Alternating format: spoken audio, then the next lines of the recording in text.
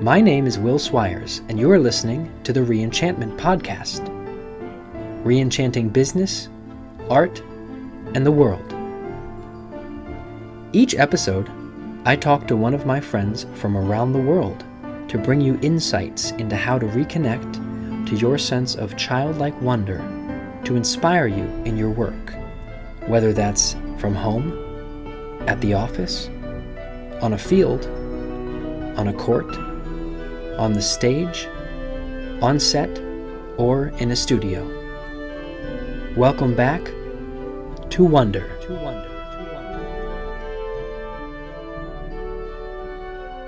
Talk, talk, talk, talk, talk.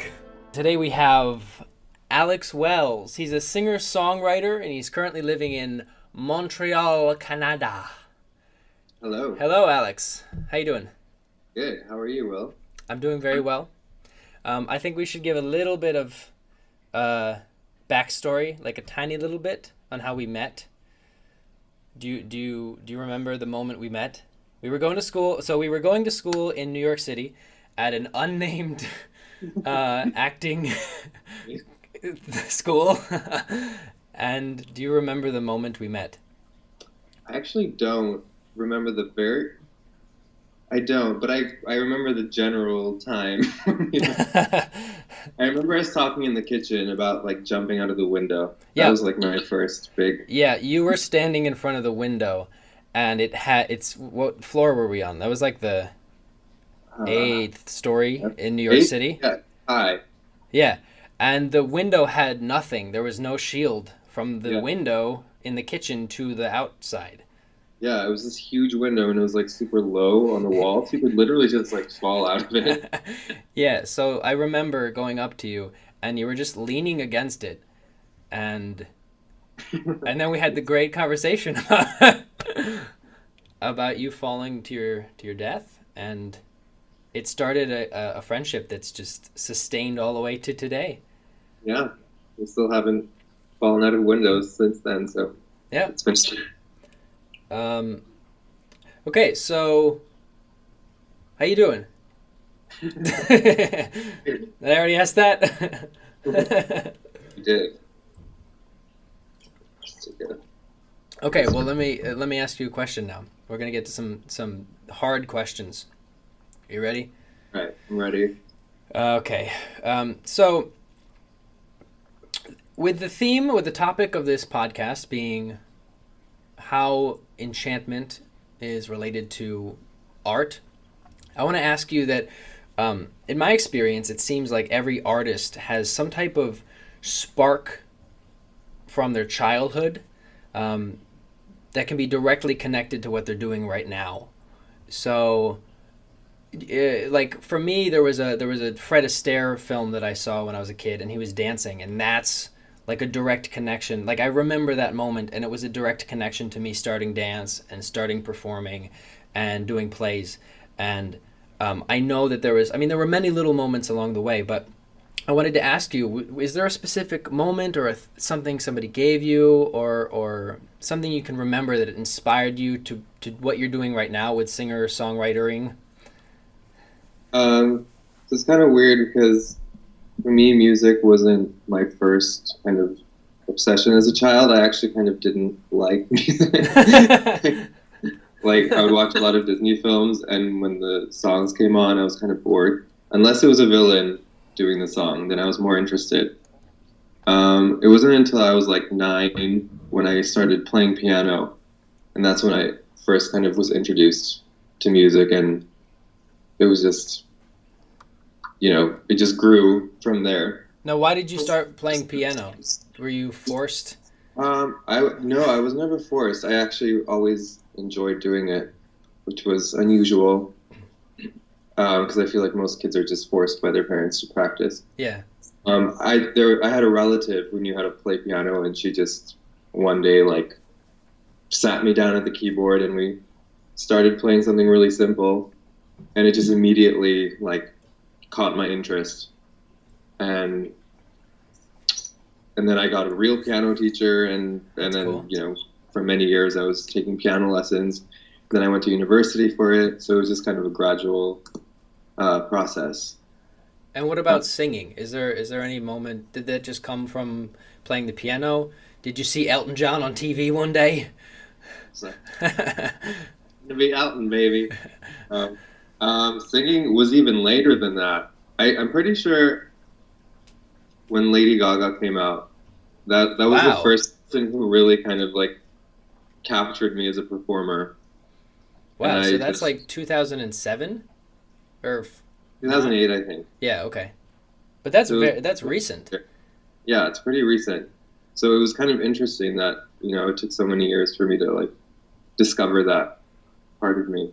So were you just like, I wonder if I can sing, and then started singing songs, or like Yeah. that was it?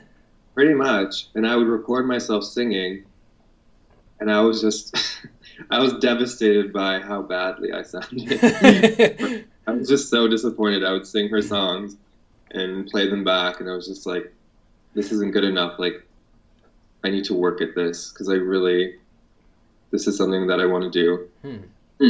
And again, it took many years. Like, I was in a choir in university, and I think that was the first time where I could really start singing regularly and start kind of developing my voice. And then when we went to acting school, unnamed acting school. When we went to the unnamed acting school, yeah. We had a singing class. Right. Where we would sing solo. So then it was like the next step where it was just me singing, and I could really hear myself and see how people would respond. And people seemed to like it. So I was like, oh, well, I guess maybe I'm better than I thought I was. And yeah, then I took private lessons. But I think I learned the most just from doing it myself, like recording my own songs and doing many takes and playing it back and hearing what I sounded like, and then adjusting my sound to achieve more of what I wanted. So I think that's why I grew the most. Huh, that's interesting. It seems like it's interesting that it's almost like something that just kind of, it happens so naturally. It's not like you wanted to be a fireman since you were a kid and then you just trained as a fireman and now you're a fireman. It's like you didn't even like songs, and then exactly, it was like, really spontaneous and weird, and it just kind of happened. And after I graduated from acting school, I randomly auditioned for a musical, never expecting that I would get a part in it, because I didn't think I was good enough, but I ended up getting the lead in it, and it was like such a great opportunity for me to just fully, just to be this performer and sing in front of people. I saw that musical, didn't I? You did. Yeah, I did. It wasn't good, but it was. No, you had a good, but great. We're having some audio issues, but that's okay. No, I saw that. I thought you had been training for years as a singer when I saw that. Oh, really? Oh. Yeah, really. So this is a totally, like, I've known you for years, and I actually have not known any of this kind of path to music for you. It's really interesting. And it actually does connect to this idea of enchantment and connecting to childlike wonder, because there's like this, like, as you described, this spontaneous entering into this being, okay, I'm a singer, songwriter, and it's almost like you've stumbled upon it in this really naive almost and genuine way, and that's really cool. Exactly. Yeah. It just kind of entered my life. Like, I wasn't really looking for it, but I guess it was there the whole time. So that was really cool. That's cool.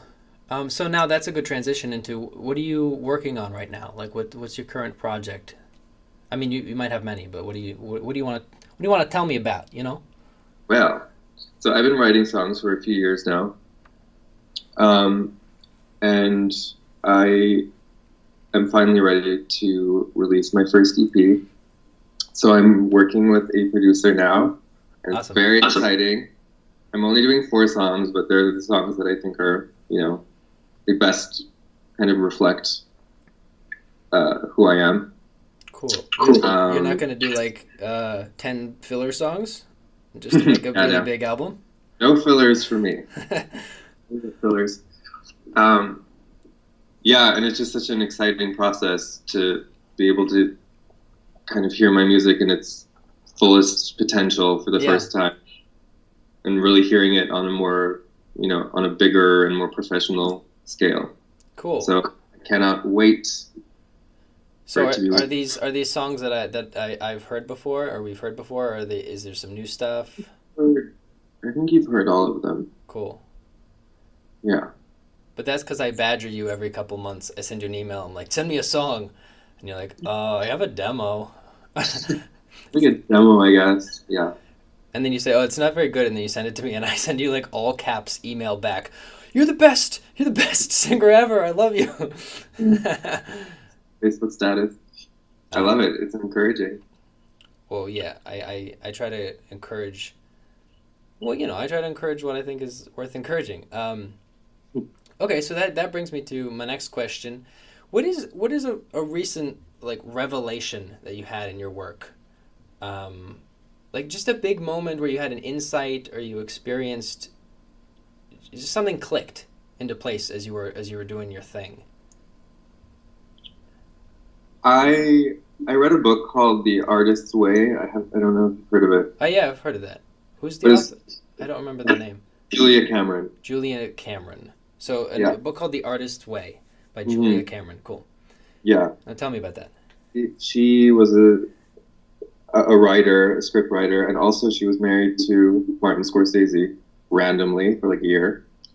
But she wrote this book, and it's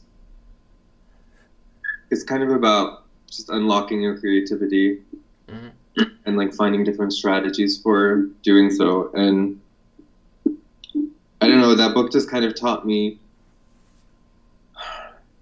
to be more present with my creativity. Like when I would do something, I would think of it on this huge, overwhelming scale, like immediately. Like I'd be writing a song and I'd be like, okay, but where's the song going? How is this gonna advance me? Like, how will it fit? Who would listen to it? Just like a million questions immediately, and that would really kind of hinder me a bit. Yeah. It would become an obstacle. So from this book, I really learned just to be a lot simpler. And when you're working on something, you're just working on something. It's nothing else. Yeah. It's meaningful to you because it's yours and you're creating. And that's what it's all about, really. It's just creating, and then the rest will come later. It's really just a step-by-step process. It's small steps, one at a time. Because if you think of all of them at once, it's completely overwhelming. So that was like a big revelation for me. Yeah, well, it's a kind of paradoxical thing because you have to keep this sense of where you're going, or else you get overwhelmed by what you're doing. Because if you have no vision moving forward, you don't have anything that like can emotionally pull you. If you're just like, oh my God, what am I doing with this current thing? But in the same way, sometimes if you just focus on this fanciful, fantastical future vision of what you're doing, you can get to this place where you're like, where do if I want to build a castle, like what I need to find a brick. Like you need to start getting stuff, Yeah, that's something, yeah. So yeah, that's always a very important thing, and that's an interesting book. I've heard about it, but I've never read it, so I should check it out. Oh, I can read it, and then we can do like a follow-up where we talk about it, maybe. Yes. I'll date you about it. Okay, so how do you, because I think this is a very important question for anybody who's like a professional, especially a professional artist, but any type of professional. Your job when you're a professional is to be consistent. And that means that no matter how you feel that day, somehow you have to still do the thing that's your job. And my question for you is, like, when you're having a difficult day, or when you're having an off day, or you just maybe don't feel creative, or like what's the term, in the zone, when you're not in the zone, how do you How do you get yourself there? How do you change your state, or how do you get down and do your work? You know? Yeah, I mean, to be honest, that's definitely something I still struggle with. I think creativity, inspiration is something you just can't force. Yeah. Some days you just don't have it, and you have to be patient. But I think a lot of it just has to do with concentrating, like just focusing on this one task and not having a million things flying around in your head. Right. There's this other book called The Talent Code, and it talks about... Yeah, I've read that. Daniel Coyle, I think? Yeah. And it talks about deep practice. Mm-hmm. I don't know. And it's just like that mode your body gets into when it's really engaged in what you're doing, and that's when the most can happen in your brain. So just for anybody listening who's like, what does deep practice mean? What does that mean? It's trying to say that when you're trying to learn an instrument and you're practicing it, it's not really about the amount of time that you spend doing it, because you could be practicing for an hour and you're not really focusing on what you're doing and goofing around, watching the Kardashians in the background. Really make any progress. Yeah.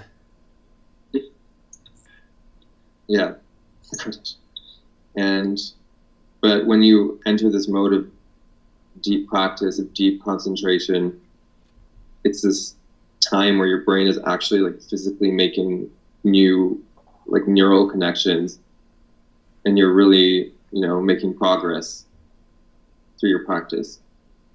So, and I think it's a really hard place to get to, and I don't think it lasts a terribly long time, but I think when it does, it really is productive. Yeah, well, I think, and that's for the artist or the creative person, part of their work is like their work, like becoming a better craftsman or a better artist or whatever. But then the other half of the work is just how to work, like how to focus.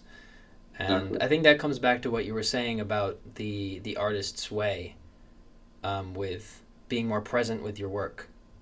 It's like a meditative state. Yeah. There's nothing else around you. It's just you and your work. And it's a hard place to get to. Yeah. Well, that's a inspiring place to go to the next question. You ready for the next question? Yes. The next question is, what is the most badass thing that you've done recently? Very boring person. Good. Well, thanks for coming on the show. No, what's the most badass thing? And you can be fairly liberal with the meaning of badass if you want. Like, I don't... Well, I did something very out of character. It was my birthday a couple of months ago, and I was at a bar. Oh, happy birthday. Oops. Thank you. When was that? It was in November. Oh, that's when my birthday is. I know. Oops. Okay, sorry. So your birthday was months ago. The card is the card's on the way. I sent the card. You didn't get it? No. Oh, that's weird. I'll check with Pony mail. No, but so it was your birthday, and what did you do? So I was at this bar, and there was an MC, because it was kind of a show going on the stage, and the MC told everyone who had a birthday to come up on the stage. I was like, okay, I'll go up. And it ended up being a twerking competition, and we were divided into two teams. I was like, I'm sorry, twerking? Twerking, yes. Okay, so for anyone at home who doesn't know what twerking is, could you describe it? It is something quite remarkable that very few people can actually do, but it basically consists of moving your butt to music. Excellent. But it's kind of isolated. It's like a weird phenomenon. Yeah, it's pretty amazing. It's strange knowledge. Takes a lot of skill. Yeah, but anyways, I absolutely don't know how to do it. But I mean, I was on that stage. I felt completely cornered. I couldn't leave, so I just had to do it and give it my all. And I was not rewarded for this. So kind of a horrible experience, but it was something courageous. So it didn't exactly twerk out for you, but it was bad, and it contained ass. So. Well, that's I get it. Badass. Is there any video of this for the folks at home? But they were probably taken by strangers. Yeah, and it was a competition, so I lost. Oh. You lost what? I lost the competition. And your because dignity. I didn't get the money because another girl got $5 for it. And a free drink. Oh, wow. So it was very humiliating. Yeah, that's what I said. You did lose your dignity, at least. With my dignity, but... Yes, but you got it back? I usually do, so it was a new experience. Maybe helped me to grow as a person. Okay, well, that's excellent. I'm really... we covered a lot of ground here. We went through the artistic process, the young Aleks Welles on the keyboards, all the way to his debut as a stage dancer, and worker. So anyway, I'd like to wrap it up there. Unless you have anything else you wanna throw at me, curveball. But you're beautiful. Sorry? You're beautiful. Oh, wow. Well, that's nice. Oh. Well, I hope every interview ends like that. So I think there's been a lot of weird background noises during this interview. So there's a competition. If you count all the background noises and you correctly identify all of the weird background noises, you get a free Aleks Welles twerking video. Yeah, where it's an instructional video. I will write your name on my butt and then send it to you. But anyway, it was amazing to talk to you. Thank you so much. Thank you for having me. Excellent. Yeah, I had a great time, and hopefully we get to talk again soon. Yes, as do I. Thank you. Bye-bye. All right, bye.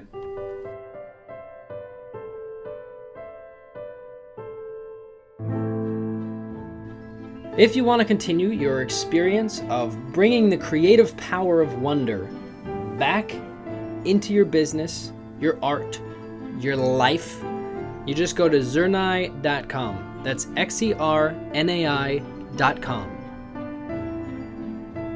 So I'll see you there. I will see you there.